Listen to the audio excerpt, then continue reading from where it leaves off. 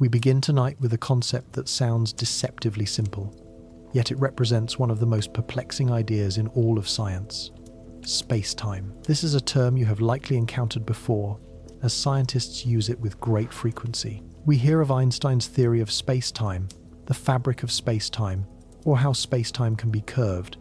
What is often overlooked, however, is a rather unsettling truth.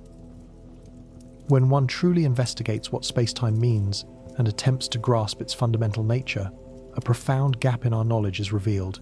We simply do not know what it is. This is a concept we rely upon every day.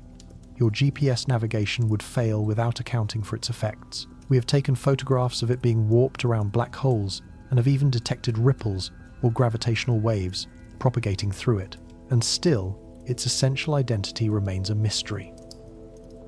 By the end of our exploration, you will understand why this stands as one of the greatest unsolved problems in physics, and how finding a solution could reshape our entire understanding of the cosmos. Our journey starts in the year 1905. In Bern, Switzerland, a 26-year-old Albert Einstein was employed as a patent clerk.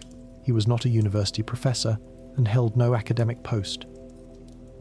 His days were spent evaluating patent submissions for electromagnetic devices, while his nights were dedicated to contemplating the laws of physics. In that single year, 1905, he authored 4 papers that would irrevocably alter the course of science. One paper explained Brownian motion, providing definitive proof that atoms were real. Another elucidated the photoelectric effect, which became a cornerstone of quantum mechanics. The remaining 2 papers introduced the world to what we now refer to as special relativity. While the name may sound complex, the central idea is remarkably direct. Einstein came to the conclusion that the speed of light is absolute, remaining the same for any observer, no matter how fast that observer is moving. At first, this seems to defy logic. Imagine you're on a train traveling at 100 kilometers per hour, or about 62 miles per hour, and you throw a ball forward at 20 kilometers per hour, or about 12 miles per hour. For a person standing still on the ground, the ball appears to be moving at 120 kilometers per hour, or roughly 75 miles per hour. The velocities combine, which aligns with our everyday intuition. But what Einstein demonstrated is that light behaves differently.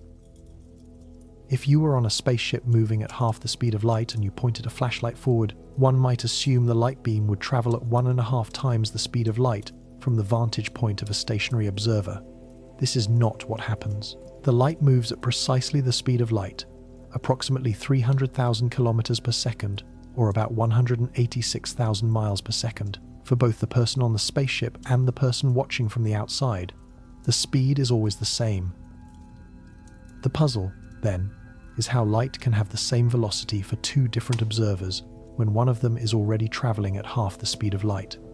Einstein's answer was nothing short of revolutionary. He proposed that space and time themselves must adjust to ensure the speed of light remains constant. For an individual moving at very high speeds, time literally progresses more slowly from the perspective of a stationary observer. Furthermore, distances in the direction of motion actually contract or shrink. These are not perceptual tricks or optical illusions. They are real, physical phenomena. Time and space are not fixed absolutes. Instead, they are relative. Their measures dependent on one's state of motion. The only true absolute, the one value that is identical for everyone, is the speed of light. In 1905, this was a shocking revelation. It dismantled centuries of scientific assumptions about the fundamental workings of the universe. Isaac Newton had constructed his physics on the premise that time flows uniformly for everyone, that a second is a second everywhere, regardless of location or velocity. Einstein proved this was not the case. Time is malleable, and so is space. They can bend and stretch in response to motion. Consider the profound implications of this. If you could construct a spacecraft capable of traveling at 99% of the speed of light and embark on a round trip to a star 10 light-years away, the journey from your perspective might only last a couple of years. Upon your return to Earth, however, 20 years would have elapsed. Your friends would be 2 decades older, and your children could now be older than you. This is not a concept from science fiction. It is a direct prediction of Einstein's mathematics, one that has been verified experimentally on countless occasions. We have observed this effect in particle accelerators, where unstable particles that typically decay in microseconds survive for much longer when accelerated to 99.9% of light speed. We have also tested it using atomic clocks on airplanes. When an atomic clock is flown around the globe and then compared to an identical clock that remained on the ground, the traveling clock registers that less time has passed. The discrepancy is minuscule, just a few hundred nanoseconds, but it is measurable and perfectly matches Einstein's predictions. The consequences are far-reaching. There is no such thing as a universal now, no single cosmic clock that ticks at the same rate for all points in the universe.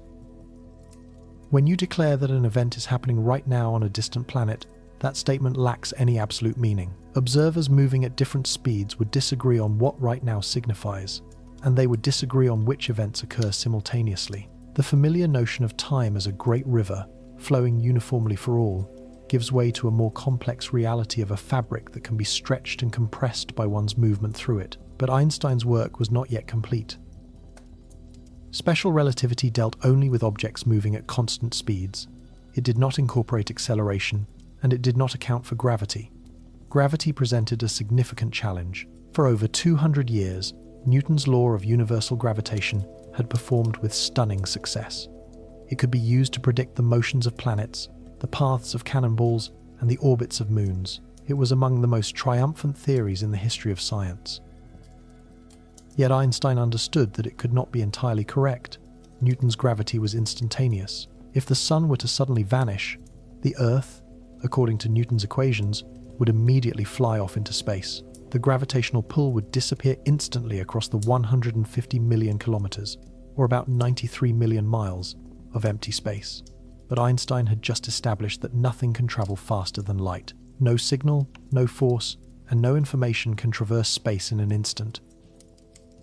If the sun disappeared, it would take roughly 8 minutes for its light to cease reaching Earth, as that is the travel time for light between the two bodies. Einstein reasoned that gravity could not possibly act any faster than light.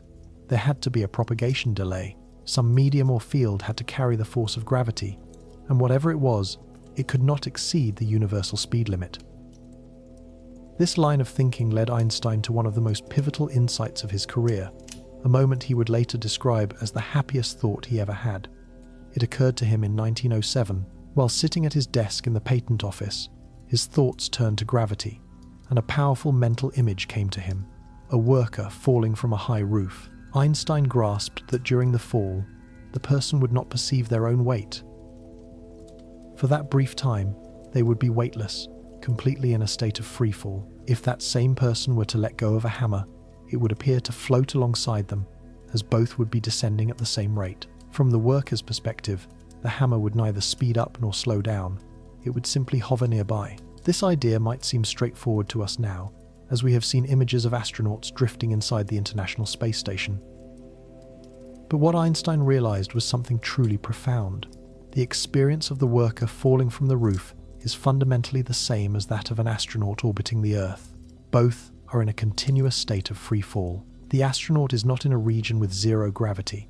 Instead, they are constantly falling toward our planet, just like the worker. The crucial difference is that the astronaut also has immense sideways velocity, causing them to perpetually miss the ground as they fall around it. This is the essence of being in orbit, a state of continuous falling that never reaches the surface. Their feeling of weightlessness is not due to an absence of gravity, but a direct consequence of being in free fall. Einstein saw that there is no way to distinguish between being in free fall and being in a region of empty space, far from any gravitational influence. Similarly, he understood that the sensation of gravity pulling you down while standing on a planet is identical to the feeling of being in a rocket that is accelerating upward in deep space. There is no discernible difference. If you were inside a sealed room without windows, no experiment could determine whether you were on Earth's surface feeling 1 gram of gravity or in a rocket accelerating at 1 gram. The physical effects are exactly the same. This insight is known as the equivalence principle. Acceleration and gravity are two manifestations of the same phenomenon. This was the critical realization that set him on the path toward his theory of general relativity. If gravity and acceleration are equivalent, and his theory of special relativity had already shown that acceleration can warp space and time, then it followed logically that gravity must also affect the fabric of space and time. Gravity, he concluded, must be a curvature of space-time. It would take another 8 years of intense effort for Einstein to fully develop the mathematics for this idea. From 1907 to 1915, he grappled with the complex equations. The journey required him to learn advanced mathematics that he had never formally studied. He made errors, published incorrect findings, issued corrections, and persistently pushed forward. It was the most difficult intellectual struggle of his life. He would later reflect that the final year, from late 1914 through November 1915, was the most draining and mentally taxing period of his entire career. But in November of 1915, he at last arrived at the correct equations. He published his theory of general relativity, and the world of physics was forever altered. The theory of general relativity posits that the presence of mass and energy warps the geometry of spacetime, and that objects moving through this curved spacetime follow bent trajectories. This is what we perceive as the force of gravity. It is not some mysterious pull between objects, but rather the consequence of objects following the straightest possible lines through a warped, four-dimensional landscape. These paths appear curved to us because the geometry of space-time itself is curved. The most common illustration of this is the rubber sheet analogy. Picture a flat rubber sheet stretched out tightly. If a heavy bowling ball is placed in the center, it creates a depression, a curve in the fabric of the sheet. If a smaller marble is then rolled across the surface, its path will bend toward the heavy ball. This happens not because of a pulling force, but because the marble is following the contour of the curved sheet. The marble is attempting to travel in a straight line, but the distorted surface compels it to move along a curved path. This is a simplified model of how mass influences spacetime. The Sun, with its immense mass, creates a significant curvature in the spacetime around it. The Earth is simply trying to move in a straight line through this region of space. However, the warped spacetime created by the Sun dictates that Earth's path becomes a curve. That curved trajectory is what we call Earth's orbit. We experience this as the Sun's gravitational pull, but in Einstein's view, there is no pull at all, only the Earth navigating through a curved spacetime. This rubber sheet analogy, while useful, has its limitations. The sheet is a two-dimensional surface that bends into three-dimensional space. Spacetime, however, is four-dimensional, consisting of three spatial dimensions and one of time, and its curvature does not occur within some higher dimension. It curves in on itself. This is exceptionally difficult for us to visualize, as our minds are not evolved to comprehend four-dimensional geometry. Furthermore, the analogy can be misleading because it uses our planet's gravity to pull the balls down, which is an external force. In actual spacetime, there is no outside force. The curvature itself is gravity. Objects travel along paths called geodesics, which represent the straightest possible routes through curved spacetime. A planet orbiting a star is following a geodesic. From its own perspective, it is moving in a straight line, but because spacetime is bent, that line ultimately loops back on itself, forming an orbit. Einstein wrestled for years to find the appropriate mathematical framework to express these concepts. He discovered that he needed tensor calculus, a branch of mathematics that handles objects with multiple indices that transform in specific ways as coordinate systems change. This was a subject he had not studied in great detail at university. He had to learn it with the help of his mathematician friend, Marcel Grossman. The two of them worked through the mathematics, experimenting with different formulations, making mistakes, and even publishing preliminary versions that were later found to be flawed. At one stage, Einstein believed he had the correct equations and published them, only to realize they did not simplify to Newton's law of gravity under the right conditions. This should have been a clear warning sign. Any new theory of gravity must align with Newton's predictions in situations with weak gravitational fields and slow-moving objects, where Newtonian physics works perfectly. Einstein's initial equations failed this test, forcing him to start over. The final breakthrough arrived in November 1915. Einstein was in Berlin, working feverishly to finalize the equations. He delivered a series of lectures at the Prussian Academy of Sciences, presenting his evolving thoughts week by week as he refined his work. On November 25, 1915, he presented the definitive version of the field equations. This set of 10 interconnected equations describes precisely how the distribution of mass and energy dictates the curvature of spacetime. They are renowned for their symmetry and elegance. The equations can be written in a compact form as G equals 8 pi t, where G is the Einstein tensor representing the curvature of spacetime, and T is the stress-energy tensor, which describes the distribution of mass, energy, momentum, and pressure. At first glance, Einstein's equations possess a deceptive simplicity, yet finding solutions for them in realistic conditions is an immensely challenging task. They are a set of nonlinear, partial differential equations, which means the relationship they describe is not straightforwardly proportional.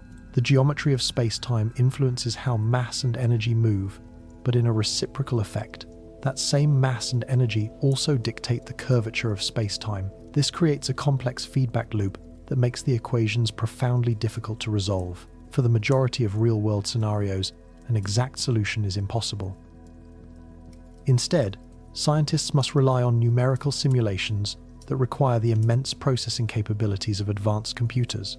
Even with the computational power available today, modeling complex events like the collision of two black holes demands the use of massive supercomputers, which can run for weeks or even months to complete the calculations. The theory itself was a beautiful and elegant concept.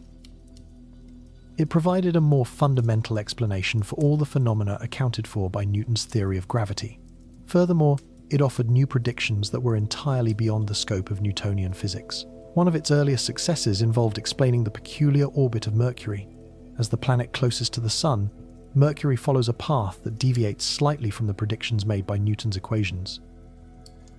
The point in its orbit where Mercury is nearest to the Sun, known as the perihelion, shifts incrementally with each revolution. This phenomenon is called the precession of Mercury's perihelion. For decades, astronomers were aware of this discrepancy but could not account for it. Some even theorized that an undiscovered planet, closer to the Sun than Mercury, was exerting a gravitational pull and causing the orbital shift. However, Einstein's equations predicted the precise amount of this precession without the need for any hypothetical planets. The explanation was that spacetime is more intensely curved near the Sun, and this additional curvature perfectly accounted for Mercury's unusual orbital behavior. The theory's ultimate test, however, came in the year 1919. Einstein's work predicted that gravity would bend the path of light. Specifically, it suggested that starlight traveling near the Sun would be deflected by the Sun's distortion of spacetime. This would cause the apparent positions of stars to shift slightly when the Sun was in their vicinity. Under normal circumstances, observing stars near the Sun is impossible, as the Sun's brilliance completely washes out their faint light. The only opportunity to see these stars is during a total solar eclipse, when the Moon passes directly in front of the Sun and blocks its light. A total solar eclipse occurred on May 29, 1919. In response, 2 expeditions were organized to observe the event. One, headed by Arthur Eddington, journeyed to the island of Principe off the western coast of Africa, while a second team traveled to Sobral in Brazil. Both teams photographed the stars during the eclipse. They carefully measured the positions of stars close to the Sun's obscured disk, and then compared these measurements to photographs of the same stars taken at night, when the Sun was not present in that part of the sky. The results were clear. The stars had indeed shifted. The Sun's gravity had bent the starlight, and the amount of deflection matched Einstein's predictions exactly. When these findings were announced in November 1919, Albert Einstein was transformed into a global celebrity almost overnight. Newspapers across the world featured headlines celebrating the eclipse results. His image appeared on the covers of magazines, and he received invitations to lecture everywhere. He went from being a highly respected physicist to becoming the most famous scientist in the world. By 1922, the physics community had reached a consensus that Einstein had solved the problem of gravity. The case seemed to be closed, the theory complete. Except it wasn't. While Einstein's equations were beautiful, they were also exceptionally difficult to manage. They consist of a set of 10 interconnected equations that use mathematical objects called tensors to describe how spacetime curves in the presence of mass and energy. In the 1,000 920 seconds and 30 seconds, most physicists were unable to solve these equations for anything but the most simplified cases. One of the very first simple solutions was discovered by Carl Schwarzschild in 1916, only a few months after Einstein had published his theory. Schwarzschild was a German physicist who was serving in the German army during World War I. An intriguing detail is that despite being stationed on the Russian front and enduring the severe conditions of warfare in 1916, he found the time to work on Einstein's new equations.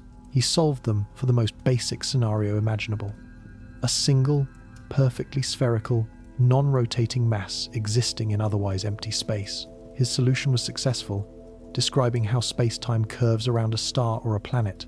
However, Schwarzschild identified something very strange within the mathematics. At a certain distance from the center of the mass, the equations appeared to break down, producing infinite values and ceasing to make physical sense. This critical distance came to be known as the Schwarzschild radius. For an object like the Sun, the Schwarzschild radius is about 3 kilometers, or roughly 1.9 miles. For the Earth, it is approximately 9 millimeters, or about 0.35 inches. At the time, these numbers seem to have no real-world relevance. The Sun is vastly larger than 3 kilometers across, with a radius of about 700,000 kilometers, or 435,000 miles. Likewise, the Earth is much larger than 9 millimeters, having a radius of about 6,370 kilometers, or 3,960 miles. The peculiar behavior in the equations only manifested deep within the physical body of the mass, a region where the vacuum solution he had used was not truly applicable. Most physicists, therefore, dismissed it. It was considered just a mathematical anomaly, an artifact of an idealized, perfectly spherical solution, and nothing to be concerned about. Schwarzschild himself passed away just a few months after his solution was published. He had contracted an autoimmune disease while serving on the Eastern Front and died in May 1916 at the age of 42. He would never know the profound importance his solution would one day hold. For decades, the Schwarzschild radius was regarded as nothing more than a mathematical curiosity. While physicists were aware of it, they did not believe it corresponded to any physical reality. Einstein was certainly not worried. In fact, he actively disliked the implications. If a mass could somehow be compressed to a size smaller than its Schwarzschild radius, the equations predicted something truly bizarre. Space-time would become so intensely curved that nothing, not even light, could escape its pull. The object would transform into what we now refer to as a black hole. At its very center, all of its mass would collapse into an infinitely small point, a singularity, where the curvature of space-time would become infinite and the known laws of physics would completely break down. Einstein found this idea to be absurd. He was convinced that it exposed a limitation of his theory rather than making a valid prediction about the universe. Throughout the 1,930 seconds, he wrote papers arguing that nature would never permit such an event to occur. He believed that matter would resist being compressed to such an extreme degree. Some force, some form of pressure, or some quantum effect would surely intervene to prevent a collapse beyond the Schwarzschild radius. In his view, the singularity was a mathematical artifact, not a genuine physical possibility. He likened it to dividing by zero in an equation. You get infinity as an answer, but that doesn't mean infinity exists in nature. It simply means the equation has been pushed beyond its limits of applicability. The majority of physicists agreed with Einstein. The concept of a star collapsing so completely that it would effectively disappear from the universe seemed utterly ridiculous. A star exists in a state of equilibrium, maintained by an immense internal pressure. This outward force, generated by the hot gas within its core, perfectly counteracts the relentless inward crush of gravity. When a star exhausts its nuclear fuel, however, it begins to cool. As it cools, its internal pressure diminishes, and gravity inevitably gains the upper hand. It was long assumed that some other force would surely intervene to halt the resulting collapse. Perhaps the pressure from electrons resisting being squeezed together, a quantum phenomenon known as degeneracy pressure, would stop it. This is the very force that supports white dwarf stars. Alternatively, the pressure exerted by neutrons could provide the necessary resistance, which is what holds up neutron stars. The prevailing belief was that something had to stop the final collapse. This entire paradigm shifted, however, in 1939, when a paper was published by J. Robert Oppenheimer, the physicist who would later direct the Manhattan Project, along with his student Hartland Snyder. Their work presented a model of a massive star that had depleted its fuel, leaving it unable to resist its own gravitational pull. They demonstrated with mathematical certainty that, for their idealized star, no force could possibly arrest the collapse once it began. No known pressure was powerful enough to stop the process. The star would contract beyond its Schwarzschild radius and continue to shrink until it became a singularity, a point of infinite density where the equations of Einstein's own theory ceased to function. Subsequent research confirmed this was not merely an artifact of an idealized model. Even when using realistic equations to describe how matter behaves under such extreme conditions, stars of sufficient mass would still collapse completely. A mass limit exists beyond which no known force in the universe can prevent the formation of a black hole. Oppenheimer and Snyder never used the term black hole, as that name would not be introduced until 1967 by John Wheeler. They simply laid out the stark mathematics of total gravitational collapse, yet the implications were unmistakable. Einstein's own theory predicted that stars could implode into objects so dense that not even light could escape their grasp. These objects would warp space-time so profoundly that they would effectively sever themselves from the rest of the cosmos. This conclusion was deeply unsettling to Einstein himself. He believed it was a sign that general relativity was incomplete, that some crucial element was missing from his theory. Despite his conviction, he could find no flaw in the mathematics presented by Oppenheimer. The equations were sound. General relativity truly did forecast the existence of these strange objects. Einstein passed away in 1955, never fully accepting that black holes could be a physical reality. For the following 2 decades, a deep skepticism persisted among most physicists. Black holes seemed too peculiar, too far removed from ordinary experience. Their existence seemed to violate fundamental intuitions about the workings of the universe. But then, observational evidence began to mount. During the 1960 seconds, astronomers made a remarkable discovery: quasars. These were objects of incredible luminosity in faraway galaxies, emitting enormous quantities of energy from exceptionally small volumes of space. The only explanation that fit the data was the presence of supermassive black holes, millions or even billions of times the mass of our Sun, actively consuming nearby gas and dust. As this material spiraled into the black hole, it would heat up to millions of degrees, radiating brightly before crossing the final threshold. At the same time, theoretical physicists were making strides in understanding the deeper meaning of black holes. In 1965, Roger Penrose proved a profound theorem. He showed that once a star collapses beyond a certain point, the formation of a singularity is a mathematical inevitability. This outcome was not dependent on the star being a perfect sphere or possessing any special characteristics. Any star undergoing such a collapse would end in a singularity. The laws of physics, as articulated by general relativity, absolutely required it. Stephen Hawking later expanded on this work. Through the late 1960 seconds and early 1970 seconds, in collaboration with Penrose and others, he established that singularities are a generic feature of general relativity. They do not only appear inside black holes. The Big Bang itself, the very origin of our universe, was a singularity, a point of infinite density and curvature where time as we know it began. Hawking demonstrated that by tracing the universe's expansion backward through time using Einstein's equations, one inevitably arrives at a singularity. Within the framework of general relativity, there was no escaping this conclusion. This was a profoundly troubling realization. General relativity had achieved incredible success, describing gravity, space-time, and the movements of everything from planets to entire galaxies. Yet the theory itself predicted points where it would fail. It described places where its equations would yield infinite values and lose all physical meaning. Singularities were like signs embedded in the mathematics, declaring that beyond this point, our understanding of physics breaks down. Then, in 1974, Hawking made another discovery that sent shockwaves through the physics community. He showed that black holes are not entirely black after all. They emit a faint form of radiation. This phenomenon came to be called Hawking radiation. Its origin lies in a subtle combination of general relativity and quantum mechanics. The mechanism works in a fascinating way. The principles of quantum mechanics reveal that empty space is not truly void.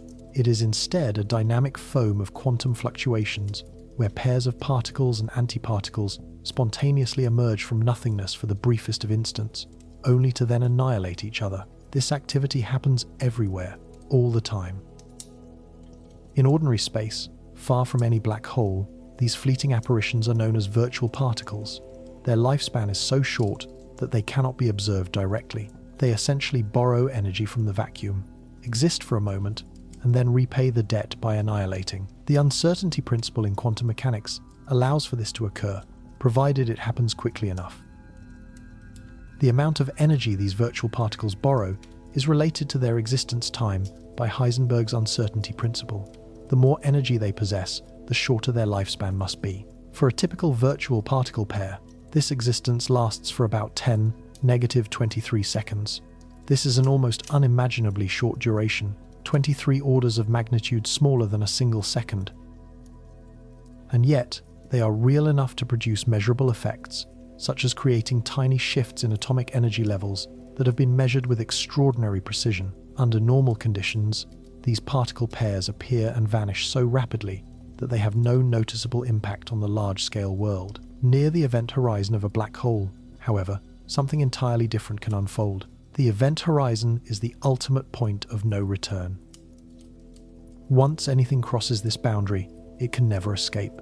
The pull of gravity becomes so powerful that escaping would require moving faster than the speed of light, an impossible feat. Consequently, anything that passes the event horizon is trapped forever, destined to fall inward toward the singularity at the center. Now, imagine a pair of virtual particles materializing right on the edge of this event horizon. One particle comes into being just inside the boundary, while its partner appears just outside. Ordinarily, they would annihilate one another almost instantly. In this particular circumstance, the particle appearing inside the event horizon is drawn in by the black hole's gravity before it has a chance to annihilate its partner. The other particle, located just outside the horizon, manages to escape. For anyone observing from a great distance, it would appear as if the black hole itself had emitted a particle. The question that arises is where the energy for this newly real particle originated. The answer is that it came from the black hole itself. When one member of a virtual pair falls into the black hole, it possesses negative energy from the viewpoint of an external observer. This is one of the more peculiar consequences of general relativity in the vicinity of a black hole. The particle that falls inward reduces the black hole's mass by a minuscule amount, while the escaping particle carries away positive energy. Although the total energy of the system is conserved, the black hole has effectively lost a tiny fraction of its mass. Through this continuous process, the black hole loses mass over time, causing it to slowly evaporate. The rate of this evaporation is directly linked to the black hole's size. Smaller black holes dissipate more rapidly, a detail explained by the fact that the temperature of Hawking radiation is inversely proportional to the black hole's mass. A black hole containing the mass of our Sun, for example, would have a temperature of only about 60 nanokelvin, which is a mere 60 billionths of a degree above absolute zero. At such a frigid temperature, it would take an estimated 10 to the 67 years for it to evaporate completely. This is an incomprehensibly vast stretch of time. The current age of the universe is only around 10 to the 10 years, or 13.8 billion years. A solar mass black hole would therefore take 107 times the current age of the universe to vanish. A smaller black hole, however, would evaporate far more quickly. One with the mass of a mountain, roughly 1 billion metric tons or about 2.2 trillion pounds, would have a temperature of about 100 billion Kelvin.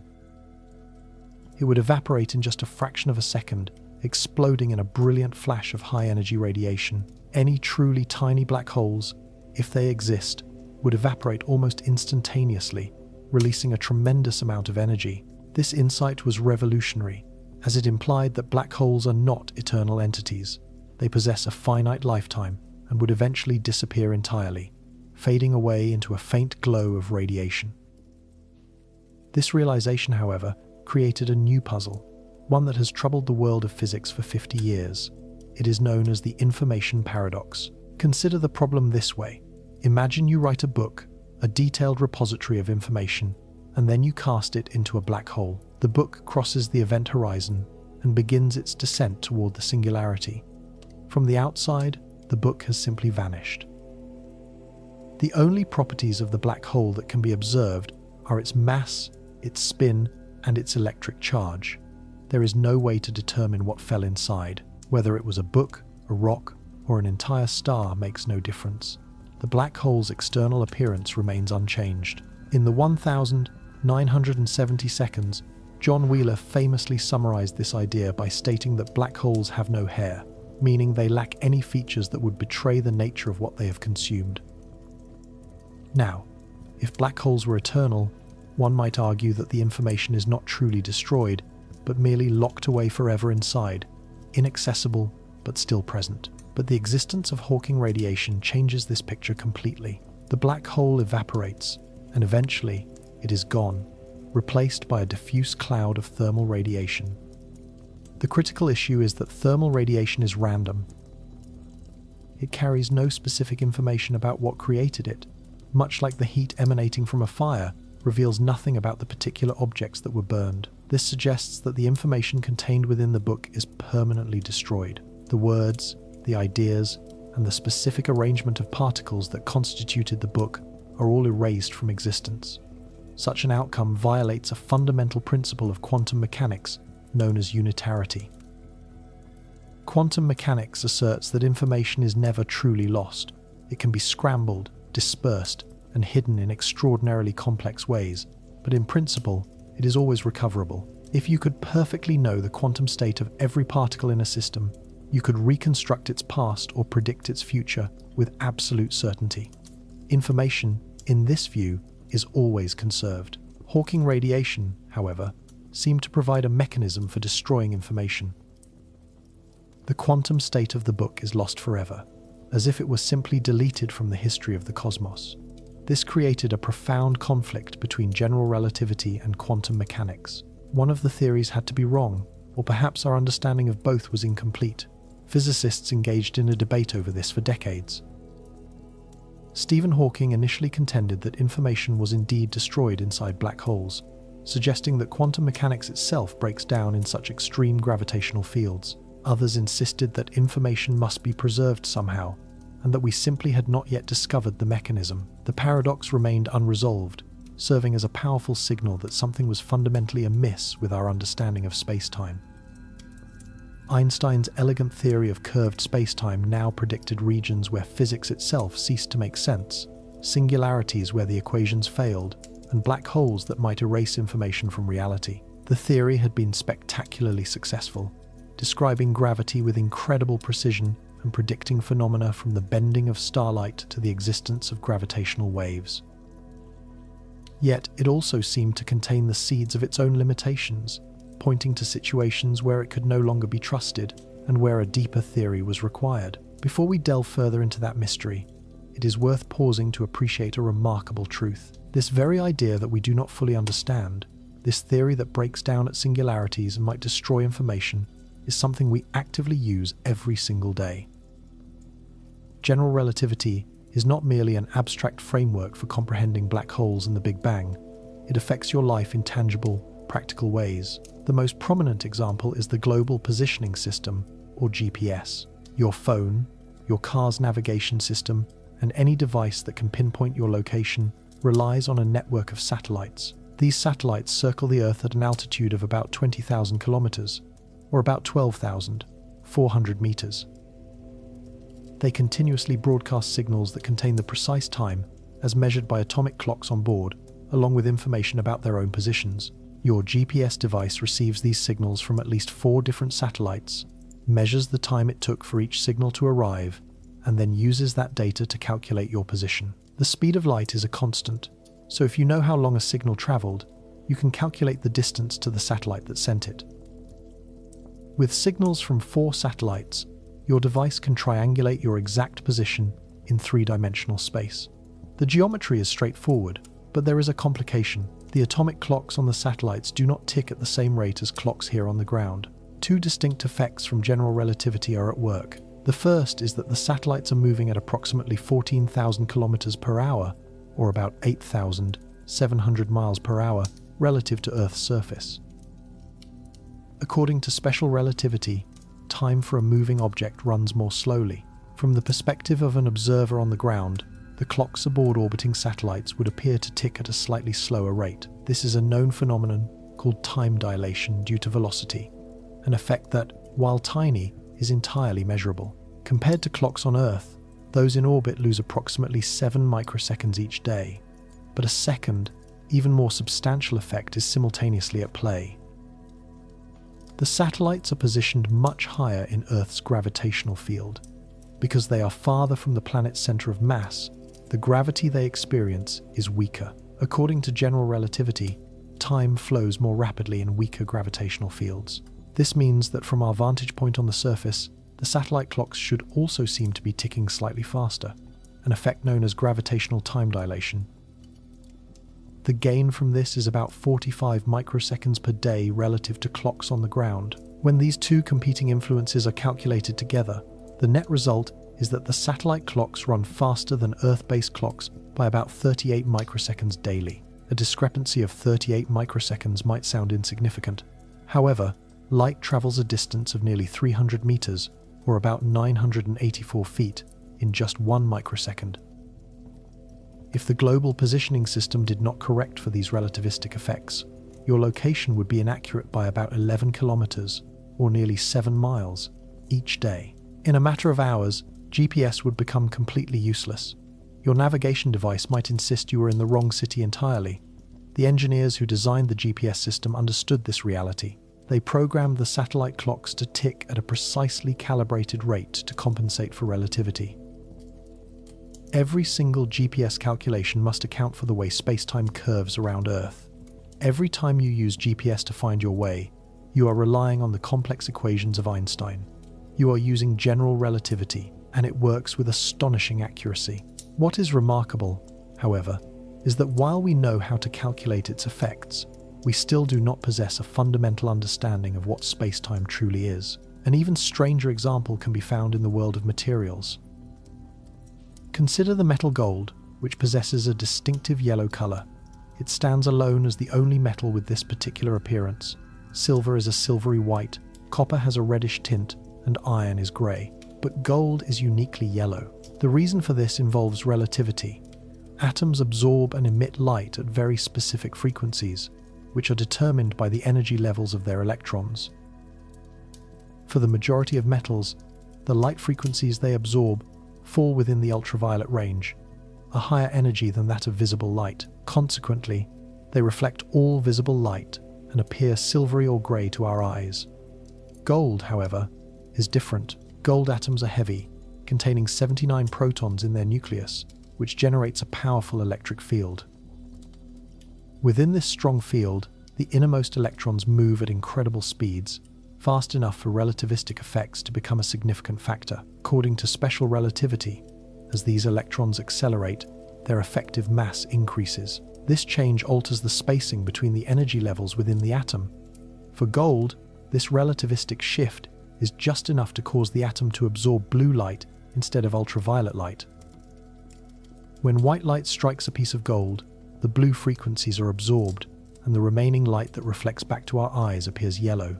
The very color of gold is a relativistic effect. Without the principles of special relativity, gold would look silvery, much like most other metals. A similar principle explains the nature of mercury. Mercury is the only metal that exists as a liquid at room temperature. The reason, once again, is relativity. Mercury atoms possess 80 protons, and their innermost electrons travel so rapidly that relativistic effects make the bonds between the individual mercury atoms weaker than they would otherwise be. Because the atoms do not hold on to each other as tightly, mercury melts at a far lower temperature than one would normally expect. If relativity were not a factor, mercury would be a solid at room temperature, and our thermometers would function very differently. These are not merely scientific curiosities. They represent real, measurable consequences of relativity found in everyday materials, the universe we inhabit, and the very properties of the elements that surround us are fundamentally shaped by the curvature of space-time and the flexible nature of time itself, and we make use of these effects often without a second thought. Consider another example, the entire internet, or, more precisely, a critical component of it. Fiber optic cables transmit data in the form of light pulses.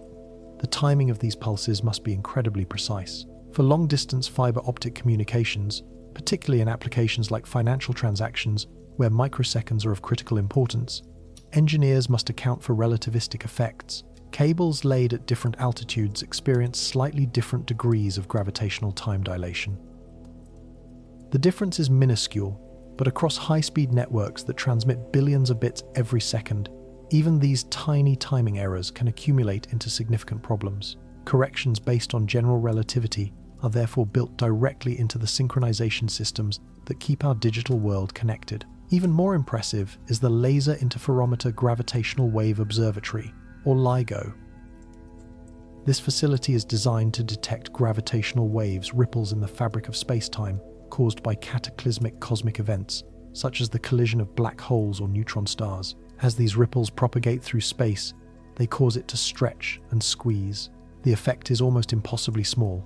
When a gravitational wave passes through Earth, it might alter the distance between 2 points separated by 4 kilometers, or about 5 miles, by an amount less than 1/10,000th the width of a single proton. To put that into perspective, a proton is about 10 to the minus 15 meters across. 1/10,000th of that is 10 to the minus 19 meters. The detectors at LIGO are capable of measuring changes in distance that are this small. To offer a sense of scale, if the distance from Earth to the nearest star, Proxima Centauri, which is about 40 trillion kilometers or 25 trillion miles away, were to change by the width of a human hair about 1/10 of a millimeter or 4/1000ths of an inch, LIGO would be able to detect it. LIGO achieves this feat by splitting a laser beam and sending the two resulting halves down a pair of perpendicular tunnels, each 4 kilometers or about 2.5 miles long. At the ends of these tunnels, the light bounces off mirrors and is then recombined. If a gravitational wave happens to pass through while the light is traveling, one arm of the detector will be stretched slightly while the other is squeezed. This introduces a tiny change in the time it takes for the light to travel down each arm. When the two beams are brought back together, they create an interference pattern that reveals the presence of the passing wave. This interference pattern changes because the light waves are now slightly out of phase after one arm was lengthened and the other was shortened. The very first successful detection occurred on September 14th, 2015. It was the inaugural day of LIGO's first science run following a major operational upgrade. The signal reached the detector in Louisiana at 5:51 a.m. Central Daylight Time. Just 7 milliseconds later, the same signal arrived at the detector in Washington State. The signal itself lasted for about 1/5 of a second, beginning at a frequency of around 35 Hz and rising rapidly to about 250 Hz before it abruptly ceased. The signal's signature was a perfect match for the theoretical model of two black holes spiraling together and becoming one. Analysis of the signal painted a picture of two black holes, each with a mass around 30 times that of our Sun. Their cosmic dance had lasted for billions of years, a slow, inward spiral caused by the constant loss of energy through gravitational waves. In the last fraction of a second before their union, they were circling each other hundreds of times per second, their velocities approaching a significant percentage of the speed of light. When they finally merged, the collision released an astonishing amount of energy, briefly outshining the combined light of every star in the observable universe.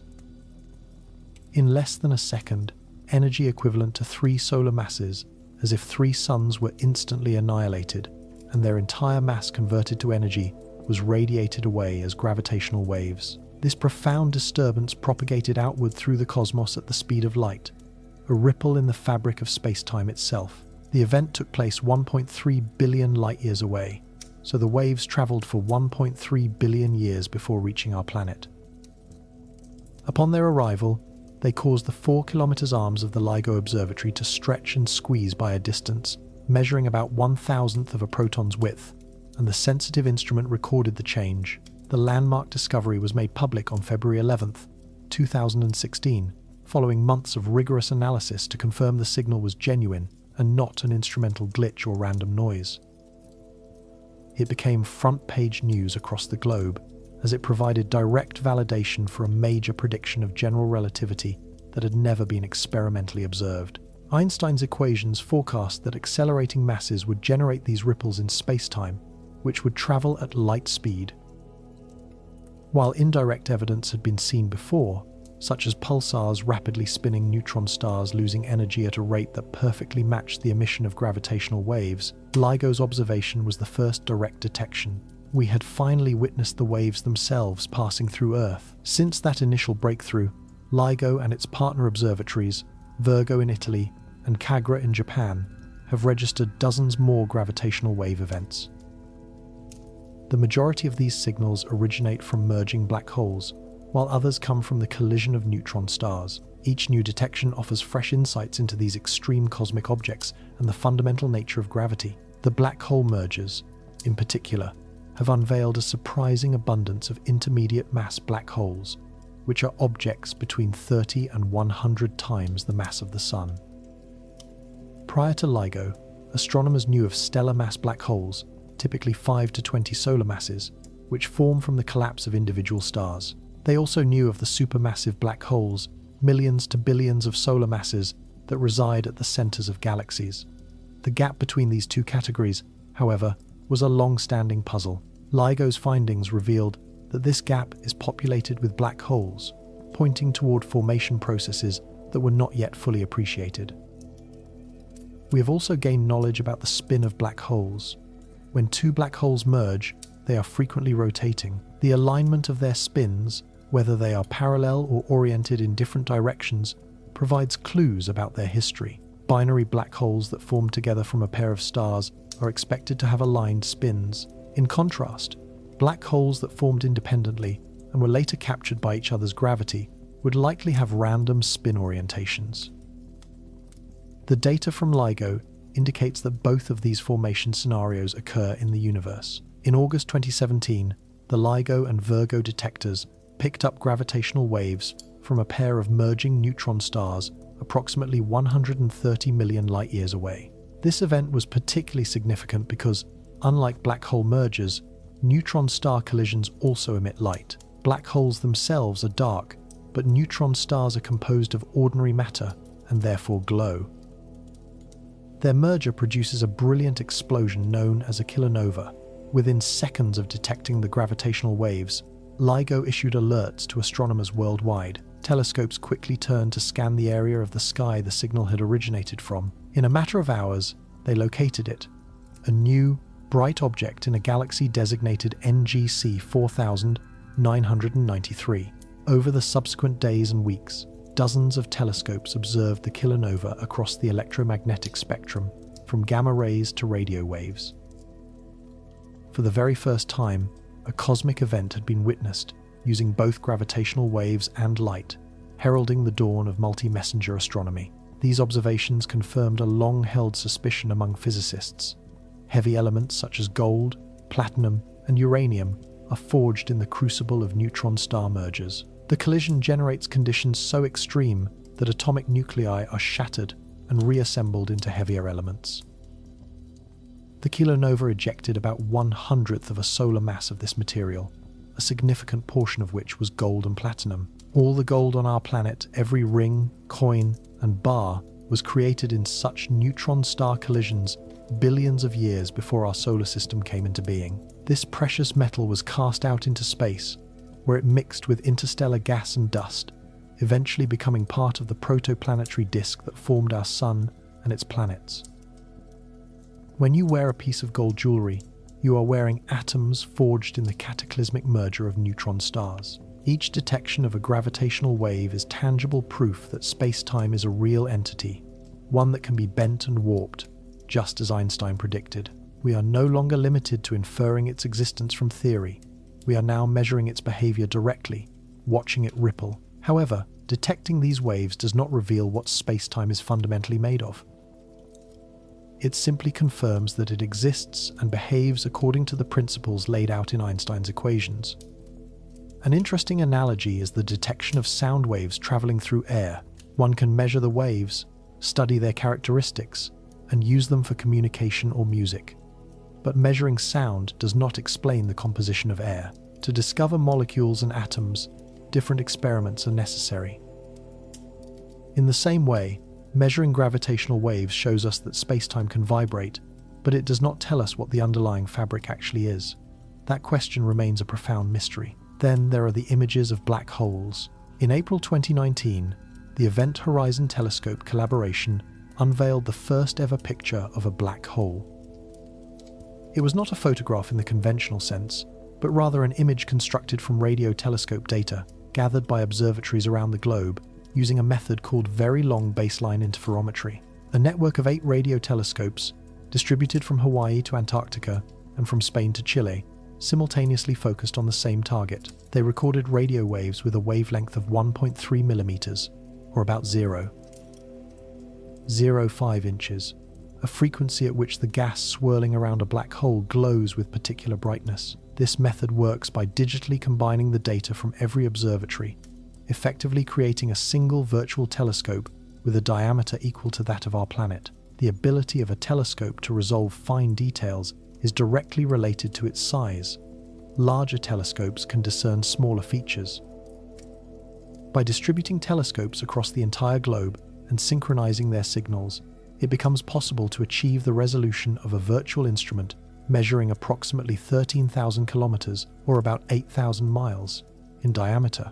This level of visual acuity is so extraordinary that it's comparable to reading a newspaper in New York from a sidewalk cafe in Paris, or discerning an orange resting on the surface of the moon. The process, however, is a feat of immense technical difficulty. It demands atomic clocks at every telescope site to meticulously timestamp the arrival of each radio wave. The volume of data collected is staggering, reaching into the petabytes. So much information that it cannot be sent over the internet and instead must be stored on hard drives that are physically shipped to a central facility for analysis. Constant adjustments are necessary to compensate for the Earth's steady rotation, for distortions caused by our atmosphere, and for the minute motions of the telescopes themselves. And all of this must be accomplished for signals that have traveled from billions, or even trillions, of kilometers away, arriving so faint they are nearly indistinguishable from background noise. The culmination of this effort was a striking image that revealed a luminous ring of light surrounding a dark, circular core. This was the supermassive black hole at the center of the galaxy, Messier 87, located about 55 million light-years from us. The black hole itself possesses a mass equivalent to roughly 6.5 billion of our suns. The dark area at the image's center, its shadow, spans a diameter of about 40 billion kilometers, or 25 billion miles. This expanse is approximately 3 times the size of Pluto's orbit around the Sun, and it appears utterly black because it represents the event horizon, the boundary from which nothing, not even light, can escape. The brilliant ring encircling this shadow is composed of gas, orbiting the black hole at velocities approaching the speed of light. This material is superheated to billions of degrees by intense friction and powerful magnetic fields, causing it to glow brightly in X-rays, visible light, and radio waves. The light we observe in the photograph has been profoundly bent by the extreme curvature of space-time in the black hole's vicinity. Some photons are captured in orbits, circling the black hole multiple times before they manage to break free. Others are warped just enough to be directed toward our telescopes on Earth. The ring exhibits a noticeable brightness on one side, a direct consequence of the gas's rotation. On the side moving toward us, relativistic effects amplify its light, making it appear brighter. Conversely, on the side moving away, the light appears dimmer. What is so compelling about this image is that we are not seeing the black hole itself. The black hole is the central void, the region from which no light can return. Instead, what we are witnessing is the black hole's profound influence on the space-time surrounding it. The light emanating from the hot gas is being bent, twisted, and focused by this warped fabric of reality. The image stands as a direct, visual confirmation of Einstein's predictions. The precise size of the shadow, the distinct shape of the ring, and the distribution of its brightness all align perfectly with computer simulations founded on the principles of general relativity. Then, in May 2022, the collaboration unveiled an image of a second black hole, this one residing at the heart of our own Milky Way galaxy, an object known as Sagittarius A star. It has a mass of about 4 million suns, making it considerably smaller than the black hole in Messier 87. It is, however, much closer to us, at a distance of only about 27,000 light-years, as opposed to 55 million. Here again, the image presented a familiar form, a ring of light encircling a region of darkness. We are looking directly at the curvature of space-time, seeing photons whose paths were bent by gravity during their long journey to our planet. Creating these images required some of the most complex data processing ever undertaken in the field of astronomy. The raw information from the telescopes does not form a picture directly. Instead, it consists of correlations between the signals received at different locations. To transform this data into an image, powerful algorithms must essentially solve an inverse problem. Given this set of correlations, what is the most likely image that could have produced them? A multitude of potential images could technically fit the data. To resolve this, the algorithms incorporate assumptions based on physics and our existing knowledge about what such an image should plausibly look like. The final picture is the one that provides the best fit for the data, while also adhering to these fundamental physical constraints. The truly remarkable outcome is that different teams, employing different algorithms and starting with different assumptions, all arrived at strikingly similar images. The ring is a genuine feature. The shadow is real. We are observing light being manipulated by the force of gravity. These images are quite literally photographs that make Einstein's theoretical predictions visible. They are not artists' concepts or purely computer-generated simulations. They are images carefully constructed from actual data, from photons that traveled from the edge of an event horizon across millions or tens of thousands of light-years to finally reach us. We rely on this fundamental idea of space-time every single day in technologies like GPS, and in phenomena like the color of gold, the liquidity of mercury, the function of fiber optic networks, and the operation of gravitational wave detectors, as well as in these photographs of black holes. We have engineered entire fields of technology upon Einstein's framework, a reality that is both amazing and somewhat unsettling. It feels akin to learning that your own house is built upon an invisible foundation. You can measure its response to weight, calculate how it flexes under stress, and predict its behavior, but the fundamental substance of the foundation itself remains a mystery. So, let us delve deeper into this enigma. What, precisely, do we fail to grasp about space-time? The answer is complex, but it can be organized into three major questions, three areas where our current understanding reaches a definitive limit. These are three puzzles that, if solved, would spark a revolution in physics and perhaps in technology as well. What is space-time made of? We can begin with the most foundational question of all. What is this fabric we call space-time? Einstein's equations offer a beautiful description of how space-time curves in the presence of mass and energy. They provide the mathematical tools to calculate this curvature for any given distribution of matter and to predict how objects will move through that curved landscape. Yet, they never tell us what space-time intrinsically is. In Einstein's theory, space-time is conceptualized as a smooth, unbroken continuum. You can zoom in on any point in space, and you will always find more space at ever finer scales. You can divide any interval of time into smaller and smaller increments, and there is always more time to be found. Space and time are treated as continuous and infinitely divisible. This model works perfectly for calculations at the macroscopic scales we can observe. However, there are compelling reasons to believe this cannot be the complete picture. Quantum mechanics, the theory that governs the behavior of particles at the smallest scales, reveals that nearly everything else in nature is discrete or quantized. Things come in distinct packets rather than as a continuous flow. Energy is delivered in packets called quanta. Light is composed of packets called photons. Even the spin of an electron is restricted to discrete values. It is impossible to have half a photon or an electron spinning at some arbitrary, in-between angle. The quantum realm is fundamentally grainy, not smooth. This strongly suggests that space and time themselves might also be quantized at some incredibly small scale. There might exist a minimum possible length, a quantum of space, and a shortest possible duration, a quantum of time. Below these fundamental units, the very concepts of smaller distances or shorter times may cease to have any meaning.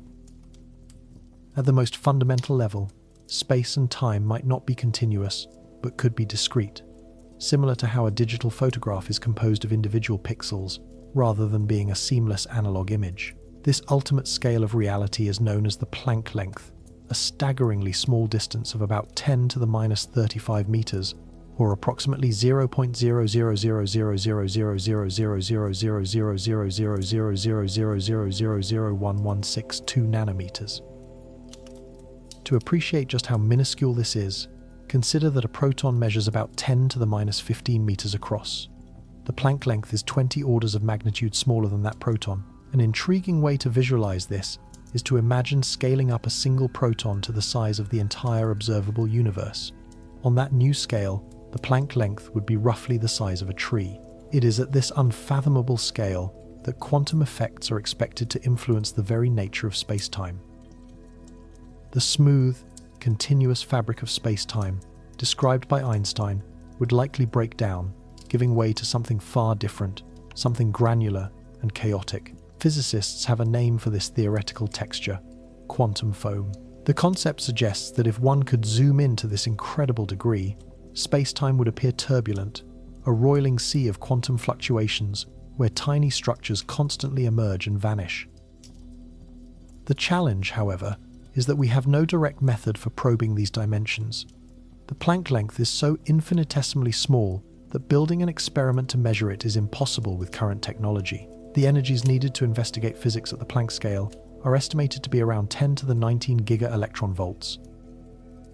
For comparison, the Large Hadron Collider, which is the most powerful particle accelerator humanity has ever constructed, can only reach energies of about 14,000 giga-electron volts. Probing the Planck scale would necessitate an accelerator roughly 10 quadrillion times more powerful, a feat far beyond any technology we can currently envision. We are therefore left to explore these questions using the tools of pure theory, mathematics, and indirect reasoning.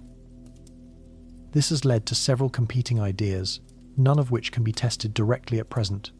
One of the leading contenders in this search is a framework called loop quantum gravity. This approach attempts to quantize Einstein's equations of general relativity directly. Instead of viewing space-time as a smooth continuum, loop quantum gravity posits that it is constructed from discrete, indivisible chunks that are interconnected in a vast network.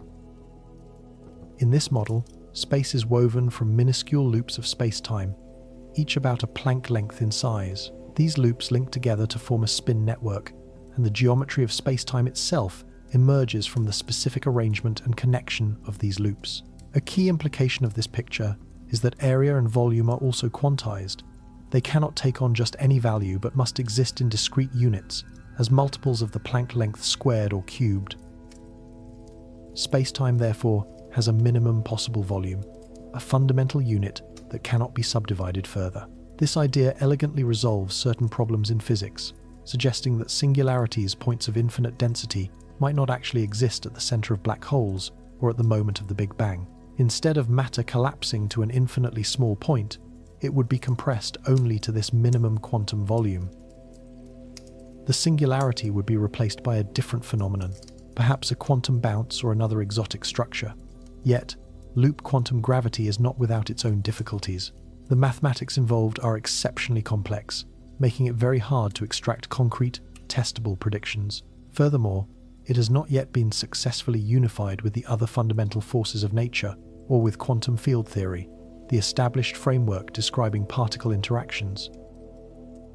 It stands as a quantum theory of gravity, but it remains unclear how to integrate the electromagnetic, weak nuclear, and strong nuclear forces into its structure. An alternative approach is known as string theory. This theory proposes that the most fundamental constituents of the universe are not point-like particles, but rather tiny, vibrating strings of energy. The different ways these strings can vibrate correspond to the different particles we observe in nature. An electron is simply one mode of vibration, a photon is another, and a quark is yet another. One particular vibration pattern corresponds to the graviton, the hypothetical quantum particle that would mediate the force of gravity. Within string theory, space-time itself emerges from the complex interactions of these strings. The strings are theorized to exist in a higher dimensional space, typically with 10 or 11 dimensions instead of the 4 we perceive, 3 of space and 1 of time. These extra dimensions are thought to be compactified or curled up into a shape so small that we cannot detect them on a scale near the Planck length. The geometry of space-time and the curvature we experience as gravity arises from how these strings move and interact within this higher dimensional arena. String theory possesses a certain elegance. It naturally incorporates gravity, and unlike many other attempts at quantum gravity, it is mathematically consistent and free of infinities. It also offers a unified description of all the forces: electromagnetism, the weak force, the strong force, and gravity all emerge from the same underlying framework of strings, vibrating in different ways. The theory is also built upon a rich mathematical structure that is deeply interwoven with advanced mathematics, and its study has led mathematicians to discover new theorems and connections within their own field. The theory first appeared in the 1970 seconds as an attempt to describe the strong nuclear force. While it was not successful in that specific application, physicists soon realized it inherently contained a description of gravity. Throughout the 1980 seconds and 1990 seconds, string theory underwent a period of rapid development. During this time, physicists discovered that there were 5 different, yet mathematically consistent, versions of the theory. This was a perplexing situation, as a truly fundamental theory of nature should presumably be unique. A major breakthrough occurred in 1995 when Edward Witten proposed that all 5 of these versions were actually just different aspects of a single, more fundamental theory, which he named M-theory. M-theory operates in 11 dimensions, 10 of space and 1 of time, and the 5 distinct string theories are understood as different ways of looking at this same underlying reality. This was a profound unification, suggesting that string theory might indeed be a unique description of the universe. The framework has made concrete predictions about physics that go beyond the standard model. It notably predicts the existence of supersymmetry, a hypothetical symmetry that connects particles with different spins. This principle suggests that for every known particle, a supersymmetric partner should exist. The electron would have a partner called the selectron, quarks would have squarks, and photons would have photinos. If supersymmetry is real, it would solve several long-standing problems in particle physics, and even provide a natural candidate for dark matter. But this leads to a significant problem. Extensive searches for these supersymmetric particles have been conducted at the Large Hadron Collider, yet none have been found. The LHC has explored energies up to 14,000 giga-electron volts, creating collisions energetic enough to produce supersymmetric particles if they existed at accessible energy levels. The fact that we have not seen them is a major challenge for the theory. This does not definitively rule out supersymmetry, as the particles could simply be much heavier than the LHC can produce, but the lack of evidence is a source of disappointment. One of the early expectations for string theory was the appearance of supersymmetry within the energy ranges of our particle accelerators, an expectation that has not been met.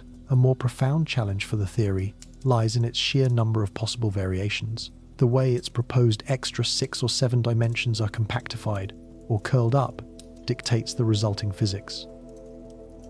Every distinct method of compactification yields a unique 4-dimensional theory, complete with its own set of particles and forces. The number of these potential configurations is estimated to be around 10 to the 500, a figure that has given rise to what is known as the landscape problem. To put this number in perspective, 10 to the 500 is a quantity so vast it defies comprehension, dwarfing even the estimated number of atoms in the entire observable cosmos, which stands at roughly 10 to the 80. Faced with this immense landscape of possibilities, a central question emerges. How can we identify the single theory that corresponds to our reality? As it stands, string theory itself offers no guiding principle for choosing one particular vacuum state from all the others. This has led some physicists to propose a startling solution. Perhaps every one of these vacuum states is physically real, each governing a separate universe within an enormous multiverse. In this view, our own universe is simply one point of countless others across this cosmic landscape.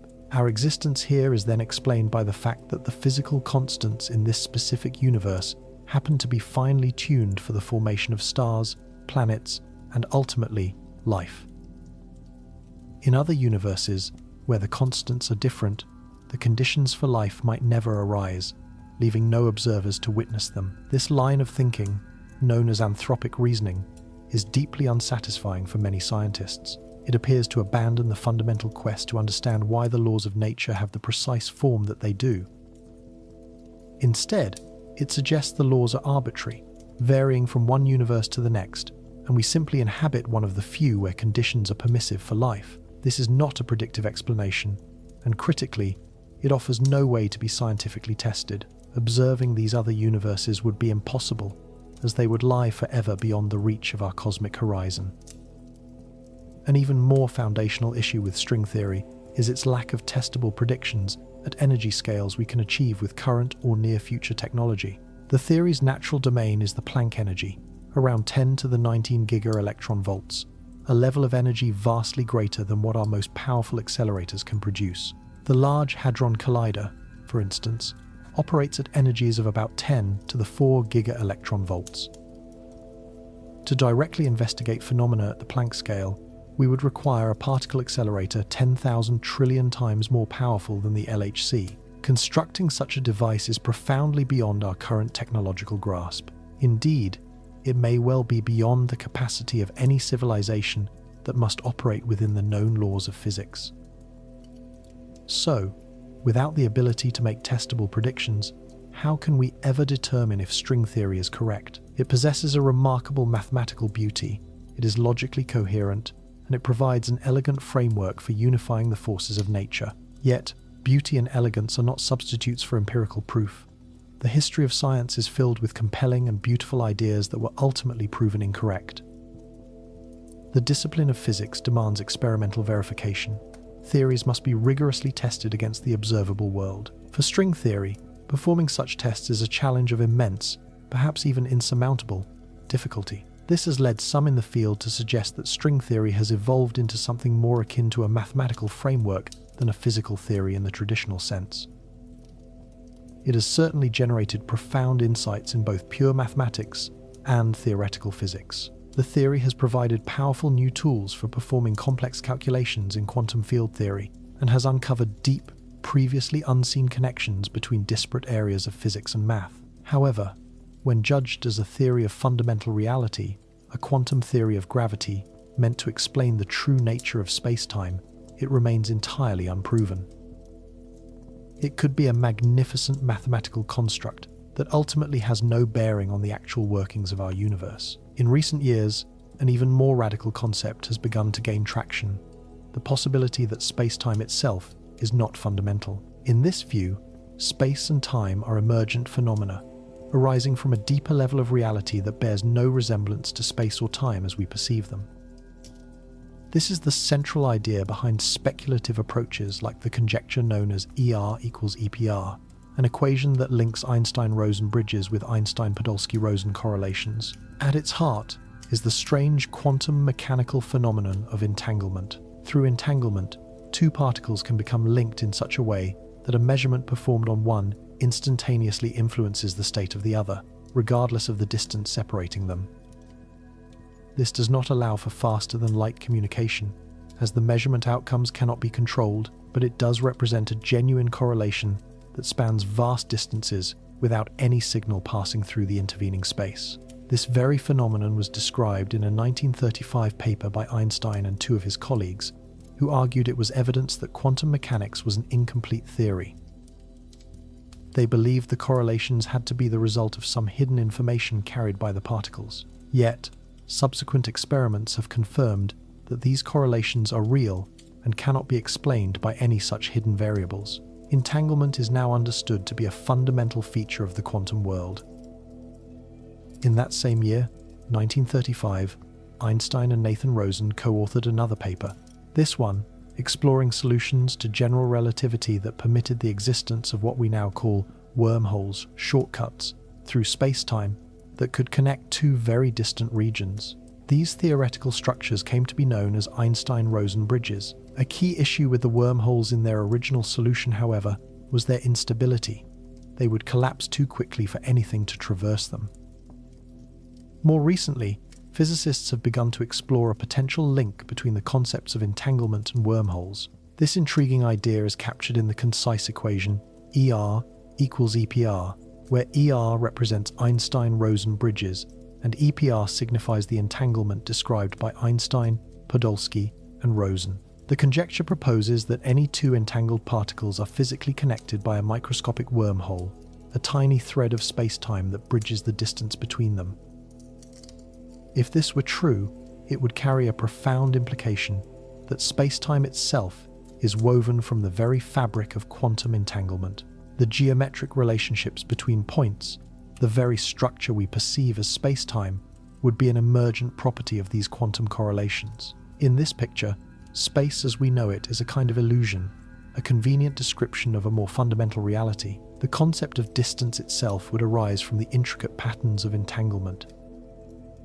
This remains a speculative idea, not yet a fully developed theory, but it is motivated by serious theoretical investigations, particularly discoveries related to the nature of black holes and the behavior of entanglement. It points toward a possibility that is at once both exciting and deeply unsettling, that our entire understanding of space and time could be incorrect at the most fundamental level. They may not be the primary building blocks of reality after all. Instead, they could be emergent qualities that only manifest at larger scales.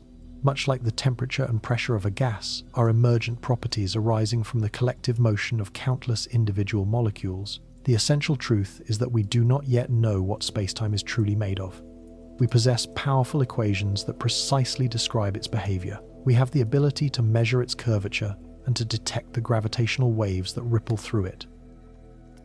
Yet, the fundamental composition of this cosmic fabric remains one of science's most profound mysteries. In 1935, a paper by Albert Einstein and Nathan Rosen explored solutions within general relativity that revealed the possibility of wormholes, which are essentially shortcuts through the fabric of space-time that could connect two very distant locations. These theoretical passages came to be known as Einstein-Rosen bridges. However, the wormholes described in their work had a critical flaw. They were fundamentally unstable, destined to collapse before anything could ever travel through them. In more recent times, a fascinating question has emerged among physicists concerning a potential link between these wormholes and quantum entanglement.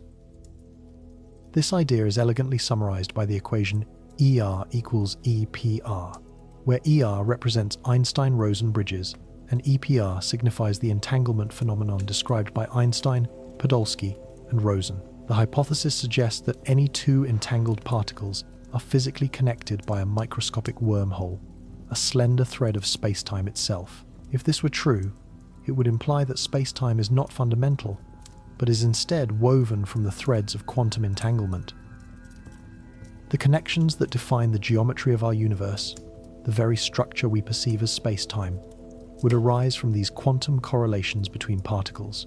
In this view, space would be an emergent illusion, a convenient framework for describing a deeper reality. The concept of distance itself would simply be a reflection of the patterns within this web of entanglement. While this idea remains speculative and is not yet a complete theory, it is grounded in serious theoretical explorations, particularly discoveries related to black holes and the nature of entanglement. It points to a possibility that is both exhilarating and deeply unsettling, that our most basic understanding of space and time might be incorrect. They may not be the primary components of reality, but rather emergent properties that manifest only at large scales, much like how temperature and pressure arise from the collective motion of countless individual molecules. The fundamental truth is that we do not yet know what space-time is made of. We have powerful equations that describe its behavior, we can measure its curvature, and we can detect the gravitational waves that ripple through it.